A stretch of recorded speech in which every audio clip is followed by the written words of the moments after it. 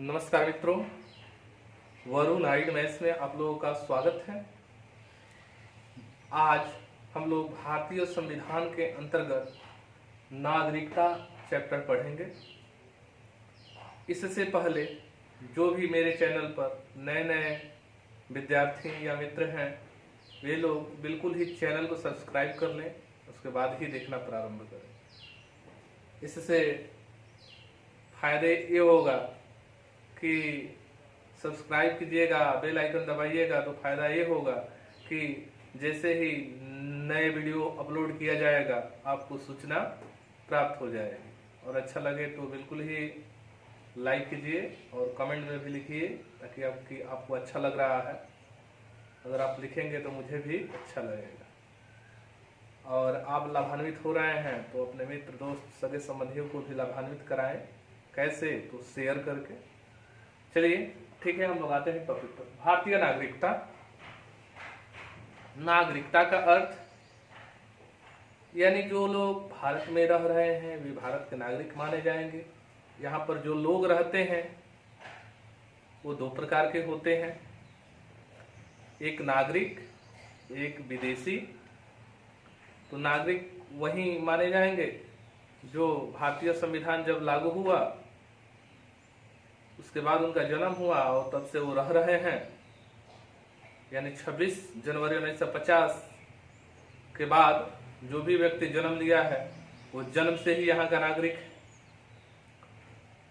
विदेशी, तो विदेशी कौन? यानी जो दूसरे देश से आकर भारत में रह रहे हैं वे विदेशी माने जाएंगे। विदेशी भी दो तरह के हैं,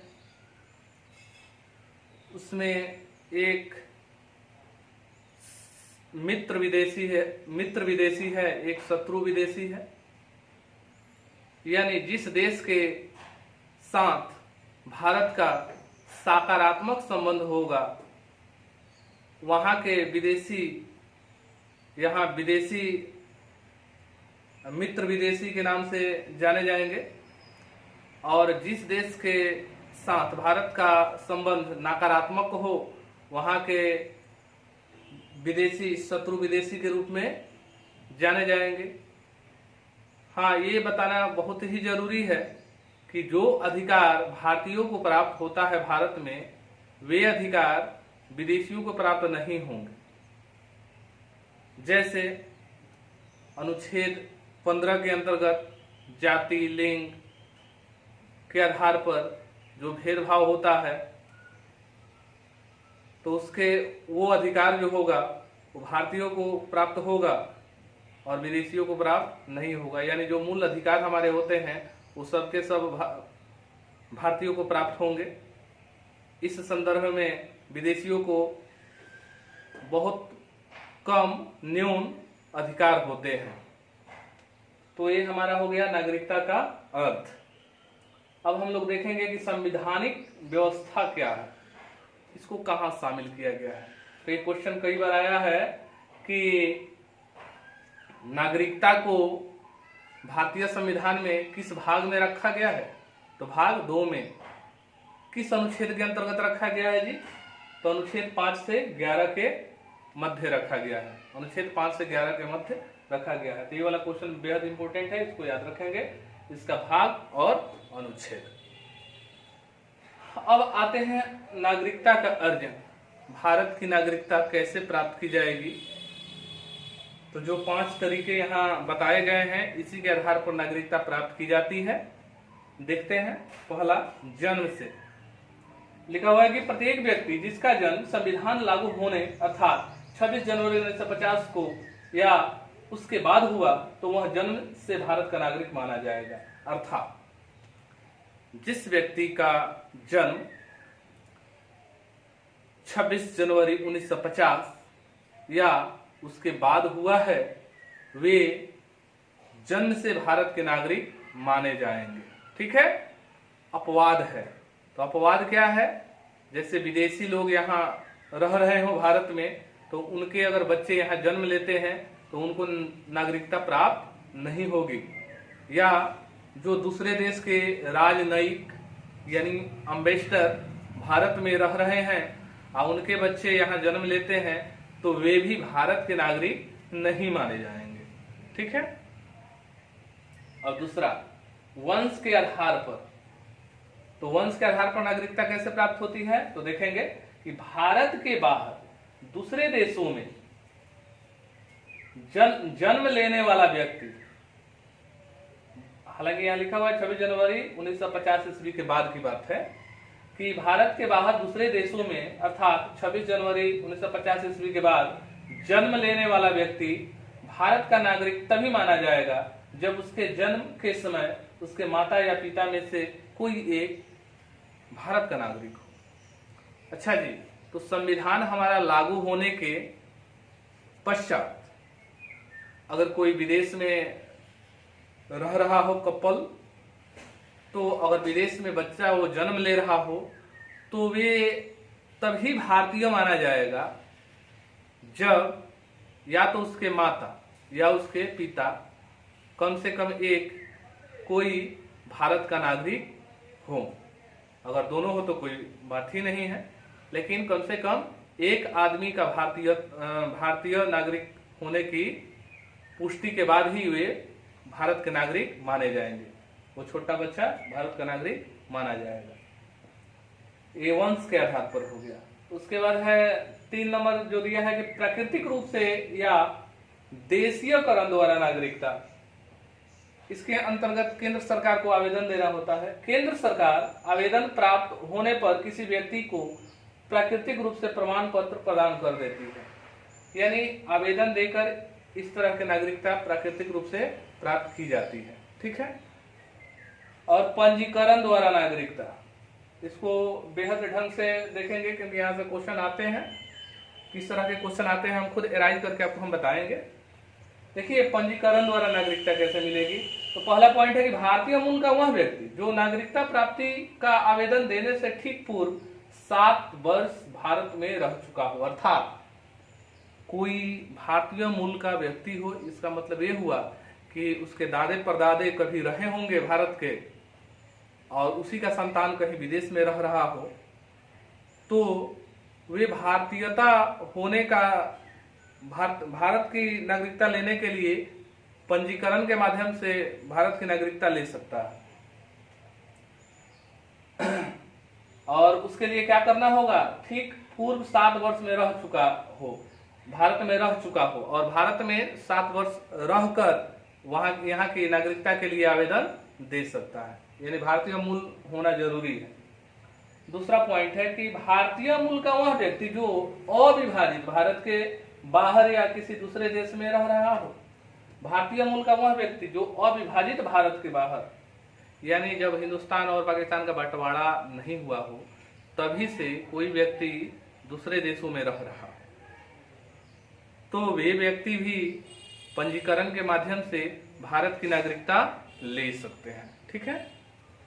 उसके बाद अब हमारा पॉइंट है अगला, तीसरा है कि वह व्यक्ति जिसने भारतीय नागरिक से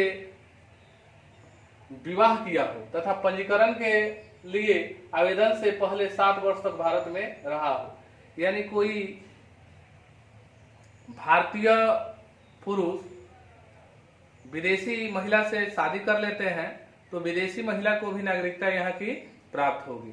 कब, जब 7 वर्ष तक यहाँ महिला रह लेगी, उसके बाद पंजीकरण के माध्यम से आवेदन देगी।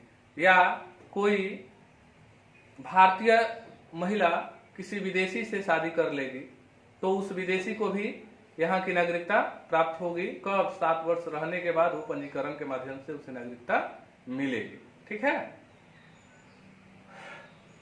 इसके बाद इन लोगों को शपथ लेना पड़ता है। शपथ लेना पड़ता है। तो शपथ कैसे लेते हैं, जैसे मैं राम कुमार मान लेते हैं, नाम राम रख देते हैं, नहीं तो अपना ही नाम रख लेते हैं कि मैं वरुण कुमार शपथ लेता हूं कि भारतीय संविधान को पूर्ण निष्ठा से मैं मानूंगा तथा जितने कर्तव्य का निर्वहन होना चाहिए भारतीय संविधान के अनुसार उसको मैं पूर्ति करूंगा। ठीक है। तो इस तरीके से शपथ लेना पड़ता है इन लोगों को, जो पंजीकरण से नागरिकता प्राप्त करते हैं। चलिए ठीक है।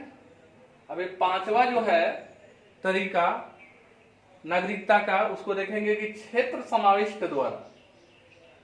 देखिए, यदि भारत को किसी विदेशी क्षेत्र का कुछ हिस्सा प्राप्त हो जाता है तो वहां के सभी लोगों को भारत की नागरिकता मिल जाती है। यानी अगर कोई देश भारत को अपना हिस्सा दे रहा है, कुछ खास हिस्सा दे रहा है, चाहे भारत युद्ध के दौरान कुछ क्षेत्रों को अगर जीत लेता है तो वहां के लोगों को स्वतः भारत की नागरिकता मिल जाती है। ठीक है, यानी वे क्षेत्र हमारे भारतीय नक्शा में समाविष्ट हो जाते हैं, शामिल हो जाते हैं। ठीक है, तो इस तरीके से नागरिकता मिलती है। चलिए ठीक है, तो नागरिकता लेने की तरीके हम लोग देखें कि 5 तरीके से लिया गया है। लेकिन नागरिकता कैसे त्यागा जा सकता है, तो इसके लिए 3 कारण हो सकते हैं। पहला कारण होगा, ये नागरिकता अधिनियम 1955 में इसका वर्णन किया गया है। तो पहला तरीका यह होगा नागरिकता त्यागने के कि स्वेच्छा से नागरिकता त्यागना। यानी कोई व्यक्ति चाहता है कि वो भारत की नागरिकता को त्याग दे तो वो बिल्कुल ही त्याग सकता है, कोई दिक्कत नहीं है। लेकिन ध्यान रहे कि उसका अगर नाबालिग बच्चा होगा तो उसका भी नागरिकता चली जाती है। लेकिन वह नाबालिग बच्चा यदि 18 वर्ष का हो जाता है, यानी वयस्क हो जाता है, तो भारतीय नागरिकता के लिए आवेदन दे सकता है।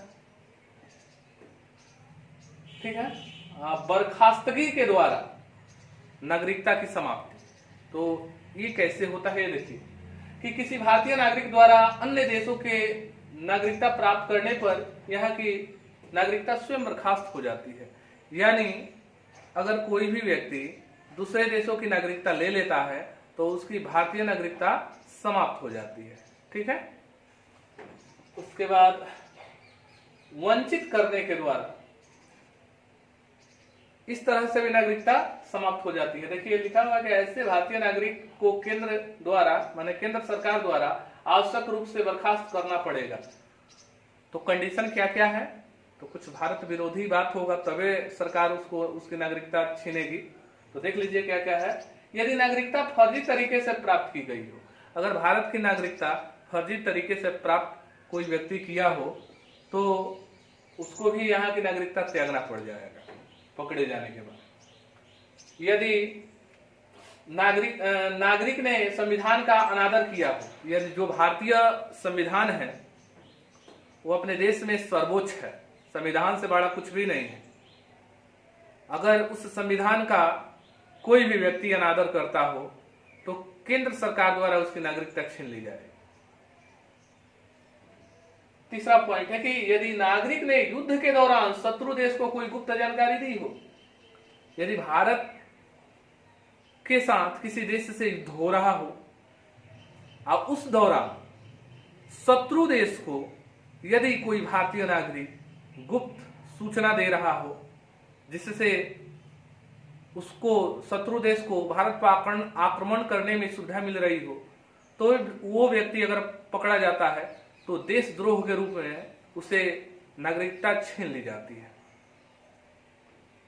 अब देखिए, नागरिक सामान्य रूप से भारत के बाहर 7 वर्षों से रह रहा हो, अगर कोई भी नागरिक भारत से अलग होकर 7 वर्षों तक, यानी कोई भी नागरिक 7 वर्षों तक सामान्य रूप से विदेशों में रह रहा हो, तभी उसकी नागरिकता जा सकती है। ठीक है, तो नागरिकता ये समाप्त होने के कारण है। तो क्वेश्चन ऐसे आ सकता है आपका कि कोई भी व्यक्ति कितने वर्षों तक विदेश में रहता है तो उसकी नागरिकता समाप्त हो जाती है, तो 7 वर्ष जवाब होगा आपका। उसके बाद एकल नागरिकता, हालांकि इसकी चर्चा मुझे पहले ही कर देनी चाहिए थी, लेकिन फिर भी कोई बात नहीं, इसे लास्ट में भी कर रहे हैं। आप लोग ध्यान रखेंगे कि नागरिकता का अर्थ के बाद इसको शामिल कर लीजिएगा। ठीक है, तो एकल नागरिकता यहाँ है।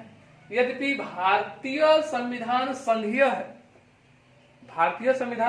है तथा इसने दोहरी राज पद्धति को अपनाया है, लेकिन इसमें केवल एक एकल नागरिकता की व्यवस्था है, अर्थात भारतीय नागरिकता। इसका मतलब ये हुआ कि भारतीय संविधान संघीय है, यानी जो भारतीय संविधान है संघीय है, यानी प्रत्येक राज्य या केंद्र शासित प्रदेश पर समान रूप से लागू होगा। ठीक है, संघीय का मतलब यही है कि पूरे देश में लागू होगा। तथा इसने दोहरी राज पद्धति को अपनाया है, और यहाँ दोहरा शासन है, जैसे केंद्र सरकार पूरे भारत पर राज करेगी, लेकिन जो भी अलग सरकार है, राज्य सरकार है, वो अपने राज्य क्षेत्र में राज करेगी। तो ये दोहरी शासन व्यवस्था जरूर है, लेकिन अगर बात आती है नागरिकता की, तो बिल्कुल ही जो बिहार सरकार का, अगर बिहार सरकार का मान लेते हैं, बिहार प्रदेश का कोई अगर व्यक्ति हो, अगर वह उसके पास वोटर आई कार्ड बिहार द्वारा जारी किया गया हो, तो इसका मतलब ये नहीं कि केवल बिहार में ही वो वैलिड रहेगा, नहीं, पूरे देश में वैलिड रहेगा। उसके लिए केंद्र सरकार आपको अलग से आई कार्ड नहीं जारी करेगी। समझ गए ना? तो इसका मतलब ये हुआ कि एक ही जगह का कोई भी आई कार्ड रहेगा या आधार कार्ड रहेगा, चाहे कहीं से भी आप बनवाए हो, पूरे देश में समान रूप से वो काम करेगा। इसलिए आप कहीं बिहार के नागरिक नहीं माने जाते हैं, अगर बिहार का आई कार्ड है तो आप पूरे भारत के नागरिक माने जाते हैं। ठीक है, तो यहाँ भारतीय नागरिकता है, तो इसी को हम लोग क्या बोलते हैं? एकल नागरिकता। ठीक है, कि डबल शासन पद्धति है, लेकिन फिर भी हम लोग नागरिक जो है एकल ही है।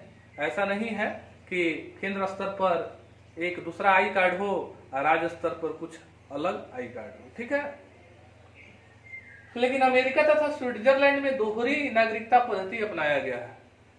लेकिन अमेरिका और स्विट्जरलैंड में क्या है कि वहां भी केंद्र सरकार है, वहां भी राज्य सरकार है, लेकिन वहां केंद्र सरकार के लिए अलग पहचान पत्र होगा और राज्य सरकार के लिए अलग पहचान पत्र होगा। अगर जब ऐसे अलग अलग पहचान पत्र होंगे तो किन्हीं न किन्हीं बिंदुओं पर मतभेद